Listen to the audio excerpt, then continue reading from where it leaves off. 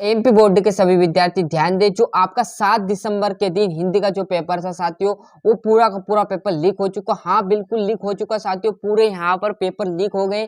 Class 10th के, चाहे वो इंग्लिश हो, संस्कृत हो, समाज विज्ञान हो, हिंदी हो, सारे 6 के 6 आपके सारे सब्जेक्ट के पेपर लीक हो चुके साथियों। अभी नहीं देखे तो फटाफट चैनल पर जाइए और देखिएगा। सभी बच्चों ने देख लिया, नहीं देखे आपने तो फटाफट देखिए, आप पीछे मत रहिए। 75 में से 75 चाहिए तो देखिएगा, अन्यथा भली मत देखिएगा। आपको यदि 20-30 नंबर चाहिए तो बस इसमें से आंसर मैंने टिक मार्क लगा दिए, वही आप याद कर लीजिएगा। क्लियर है? तो पहला प्रश्न है, नेताजी की मूर्ति पर चश्मा कौन लगाता था? कैप्टन चश्मे वाला। इसमें आ जाएगा आपका क्या, सही न्याय। मधु कांगरिया की सन 1643 से 1843 तक। युग धारा किसकी रचना है? तो नागार्जुन की।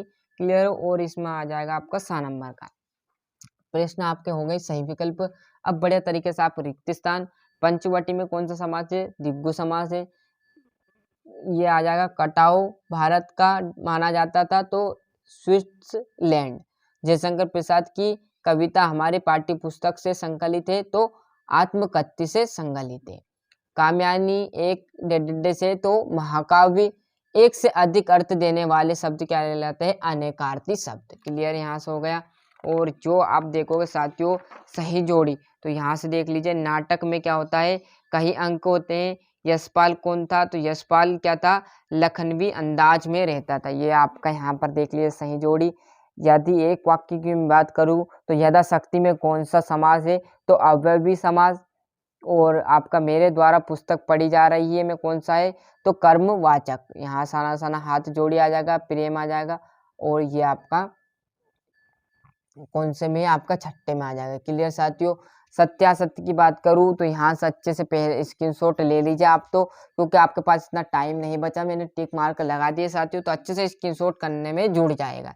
ये आपका छठा, ये आपका साथ। और जिस बच्चों को भरोसा वो पूरा पेपर करके जाना। फिर बोल रहा हूँ, पेपर लीक है, फिर बाद में मत पछताना कि सर सब टॉप कर गए, हम रह गए, आपने बताया था जब भी हमने नहीं किया।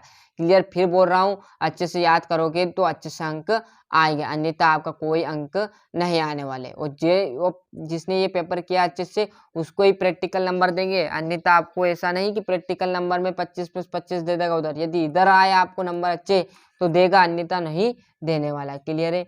ये प्रसंग सहित वाक्य इसी में से आपको लिखनी, स्क्रीनशॉट ले लीजिए और इसी में से आपकी संदर्भ प्रसंग सहित वाक्य लिखना है। आँख को देखा खेल में आपको अनुच्छेद लिख देना है।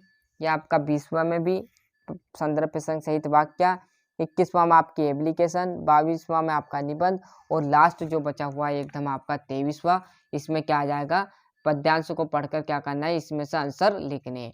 तो ये था हमारा हिंदी का सेट सी। क्लियर साथियों, पेपर का, जो कि आपने अच्छे से देखा और ऐसे मैंने पूरा समझाया, हालांकि समझ में आ चुका होगा। तो अच्छे से मेहनत करना और इस बार अच्छे से परसेंट बनाने। क्लियर साथियों, 75 में से 75 अंक लाना है। क्लियर है। अभी सेट सी भी आपको कुछ टाइम में प्रोवाइड करा देंगे। जब तक के लिए हिंदी है, संस्कृत है, ये सेट आप जरूर देखिएगा।